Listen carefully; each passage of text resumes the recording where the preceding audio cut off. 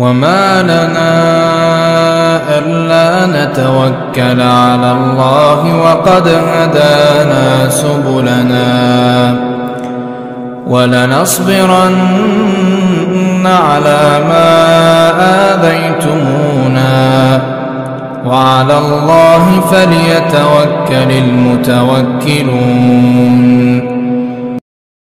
Syekh Shafii Rahman Al-Mubarakfuri melanjutkan kembali, wala hajata ila bayani ma kana alaihi Abu Talib minal hiyatati wal man'i. Tidak perlu dijelaskan bertele-tele lagi bagaimana pembelaan dan perlindungannya Abu Talib kepada Nabi Muhammad sallallahu alaihi wasallam.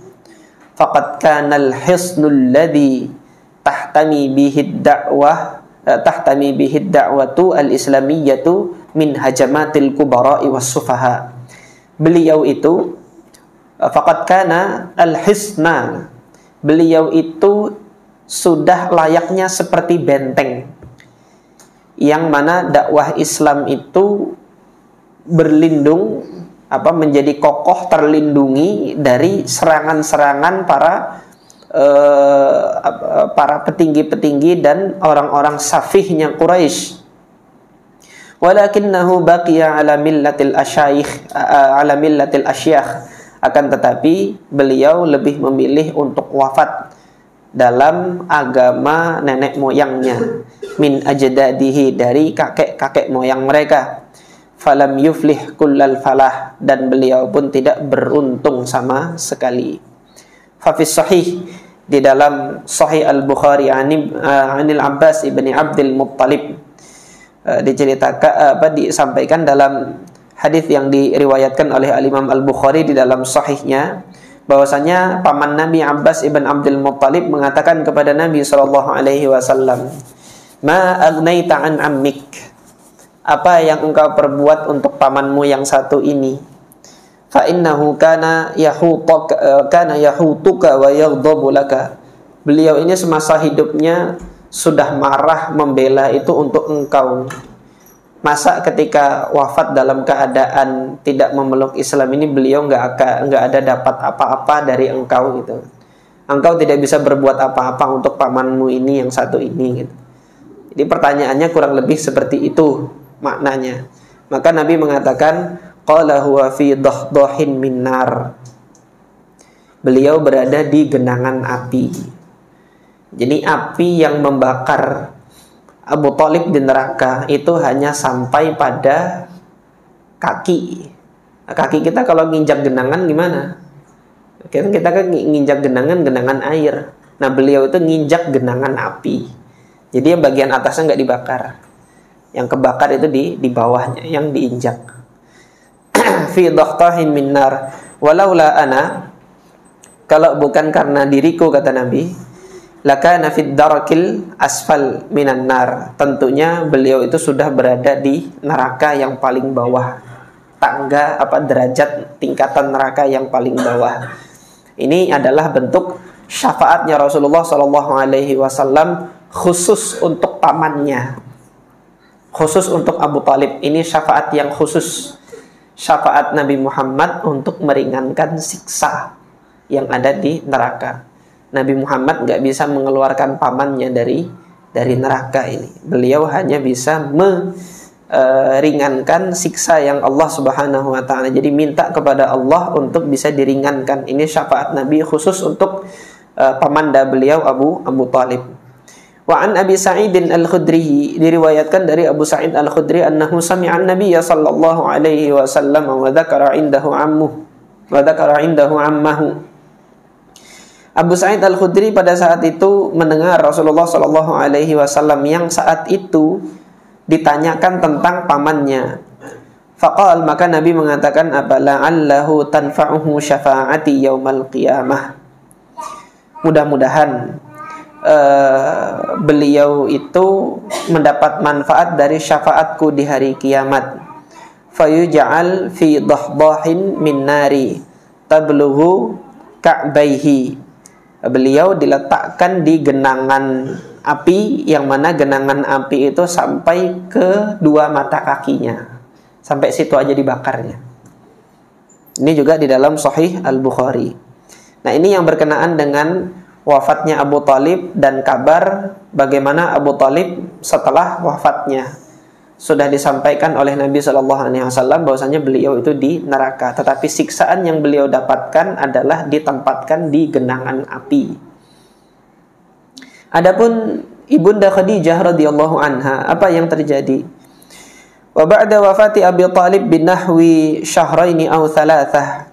Setelah wafatnya Abu Thalib menjelang 2 bulan atau 3 bulan, ala ikhtilafil qaulaini, berdasarkan ikhtilaf perbedaan para ahli sejarah berkenaan dengan itu, tuwfiyat ummul mukminin Khadijatu al-Kubra radhiyallahu anha. Wafat pula setelah itu yaitu ummul mukminin Khadijah al-Kubra radhiyallahu anha. Kanat wafatuha fi syahri Ramadhan fi sanatil 'ashirati minan nubuwah. Wafatnya beliau itu di bulan Ramadan tahun ke-10 dari kenabiannya Nabi Muhammad sallallahu alaihi wasallam. Walaha khamsun wa sittuna sanah. Pada saat itu usianya Ibunda Khadijah 65 tahun. Wa Rasulullah sallallahu alaihi wasallam iddaka fil khamsina min umrih. Waktu itu Rasulullah umurnya sudah 50 tahun. Ini berdasarkan perhitungan kalau menikahnya Rasulullah di umur 25 dan Ibunda Khadijah di umur 40 tahun. Tetapi riwayat tersebut kemarin sudah kita bahas, bahwasanya riwayat tersebut tidak lebih kuat daripada riwayatnya Imam Muhammad ibnu Ishaq yang menyatakan bahwasanya Rasulullah menikah pada saat usia 25 tahun dan Ibunda Khadijah pada saat itu umur 28 tahun. Ini riwayat yang kita kuatkan. Nah, ini yang disampaikan Syekh Safiur Rahman itu berdasarkan riwayat yang sebelumnya, yaitu Ibunda Khadijah umurnya 40 tahun. Inna Khadijata kanat min ni'amillahil jalilah ala Rasulillah sallallahu alaihi wasallam. Sungguh Ibunda Khadijah ini adalah nikmat Allah yang besar yang Allah anugerahkan kepada Rasulullah sallallahu alaihi wasallam. Baqiyat ma'ahu rub'a qarnin tahinnu alaihi sa'ata qalaqihi. Bersama dengan Rasulullah sallallahu alaihi wasallam hampir 1/4 abad. Beliau memberikan kasih sayangnya, beliau memberikan sandaran bagi Nabi sallallahu alaihi wasallam di saat Nabi sallallahu alaihi wasallam itu sedang kacau pikirannya.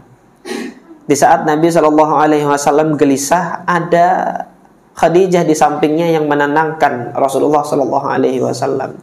Maka ini nikmat besar yang Allah Subhanahu wa taala anugerahkan kepada Nabi Muhammad sallallahu alaihi wasallam. Wa tu'aziruhu fi ahraji awqatihi. Di waktu-waktu gentingnya justru Khadijah menguatkan. Wa tu'inu risalatihi, menolong Nabi Muhammad sallallahu alaihi wasallam untuk menyampaikan risalah kenabiannya. Wa tusyarikuhu fi magharimi al-jihad al-mar. Kemudian bersama dengan Rasulullah sallallahu alaihi wasallam ikut berjihad untuk memberikan memberikan infak hartanya, itu berjihad menyampaikan agama ini. Wa tuwasihi bi nafsiha wa maliha. Beliau ini berkorban untuk mendukung, mensokong dakwahnya Nabi Muhammad itu dengan jiwa dan dengan hartanya. Yaqulu Rasulullah sallallahu alaihi wasallam. Rasulullah mengatakan berkenaan dengan diri Khadijah ini, amanat bi hina kafara biyan nas. Beliaulah yang pertama kali beriman sementara orang-orang itu kafir kepadaku.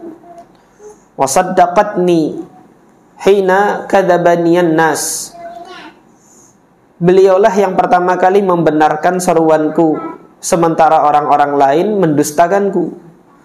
Wa asyrakatni fi maliha hina haramaniyan nas. Beliau mengikut sertakan aku untuk memiliki harta yang dimilikinya ketika orang-orang itu enggan untuk memberikan harta kepadaku. Kan kalau antum nanti kita kembali lagi flashback kepada kisah yang lalu, Rasulullah Shallallahu Alaihi Wasallam setelah dibawa pamannya di usia 13 tahun berdagang kan gagal ke Syam karena khawatir akan ditangkap oleh pasukan Yahudi yang ada di sana gitu kan. Diketahui itu nabi akhir zaman gitu kan. Ketika pulang Rasulullah nggak punya apa-apa. Akhirnya menjalankan kehidupannya itu dengan menggembalakan kambing-kambing milik saudagar-saudagar di Mekah. Itu yang beliau lakukan untuk bisa bertahan hidup. Ini yang kemudian Rasulullah sampaikan dalam hadis ini ketika orang-orang itu menghalangi hartanya untuk dirinya. Hadir Khadijah untuk mengatakan ini hartaku ini juga milikmu. Asyrakat itu artinya Rasulullah memiliki harta tersebut dengan kepemilikan bersama dengan Ibunda Khadijah radhiyallahu anha, sama-sama memiliki harta itu ketika beliau berdua mengarungi rumah tangganya ini. Nah ini yang terjadi pada Ibunda Khadijah. Yang kayak gini gimana nggak disayang sama Nabi Sallallahu Alaihi Wasallam gitu.